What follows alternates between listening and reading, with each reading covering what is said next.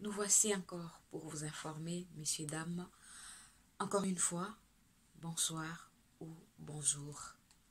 Diambo, moyo enu, mbote na peno, mbote nabino. L'essentiel de l'actualité du samedi 24 juillet 2021. Débuté le 22 juillet de cette année, la conférence de renforcement des capacités de membres du gouvernement s'est clôturée ce samedi, c'est le 24 juillet 2021 en présence du président de la République démocratique du Congo.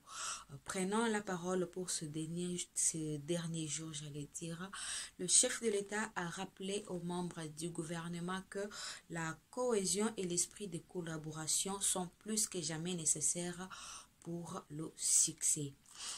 Prenant la parole à son tour pour clôturer ce séminaire de renforcement de capacité, le Premier ministre, chef du gouvernement, Sama Lukonde, a à son tour rappelé ou dit aux membres de son gouvernement que chacun d'entre eux devait signer un acte d'engagement et un contrat de performance.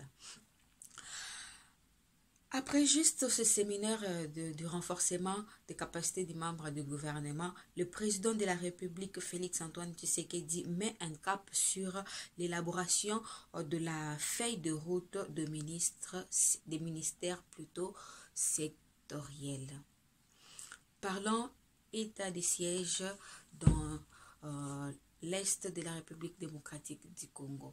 150 civils ont été libérés de main des ADF Nalo dans le secteur de Irumu, dans la province de l'Ituri. Le rassemblement de députés de Katanga exige à l'honorable Singi Polulu de retirer ses propos à l'encontre du président honoraire Joseph Kabila Kabange et demande au président de l'Assemblée nationale Christophe Mbosso de ne pas aligner la loi Tiani qui est selon eux discriminatoire. Allons-y à Goma. Les médecins des hôpitaux publics sont en grève et c'est là malgré la montée des malades de Covid-19. Changeons de sujet, mesdames, messieurs. Parlons de l'affaire Bukangalonzo. Les sénateurs Matata Ponyo, dont les immunités ont été levées, ne peut se soustraire des enquêtes engagées contre lui dans d'autres dossiers, a dit le procureur général. Patrimoine et nationalité de Joseph Kabila. L'ASBEL Kabila Forever demande... l'ASBEL Kabila Forever met en garde Singi Polulu et Daniel Shekomba. Retenez aussi que le gouvernement Samalukonde, le gouvernement Samalukonde désigne Mwenge Olivier pour assumer l'intérim au ministère de l'énergie.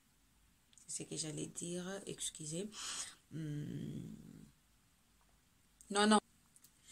Je disais que le gouvernement Samalukonde a désigné Moïse Olivier pour assumer l'intérim au ministère de numérique, pas de l'énergie. Corrigez avec moi cette petite erreur. Allons à la Commission électorale nationale indépendante. Cette fois-ci, c'est Paul Sapo qui demande au père spirituel de faire un choix qui fera de la publication de résultats d'une fête pour la population congolaise. Chose que nous espérons tous parce que les choses se passeront dans la transparence, dans toute transparence qu'il faudra. Nous l'espérons de tout cœur. Toujours en ce qui concerne les élections de 2023, Bintou Keïta insiste auprès des Bahati sur les réformes électorale. Messieurs, dames, finissons ces récits par cette petite information. Jeux olympiques boxe. La Congolaise Marcella Sakobi éliminée dès son entrée. Nous n'avons qu'à lui féliciter, la boxeuse pour d'abord son courage et pour être arrivée à ce stade où elle est arrivée. C'est pas donné à n'importe qui, hein, madame.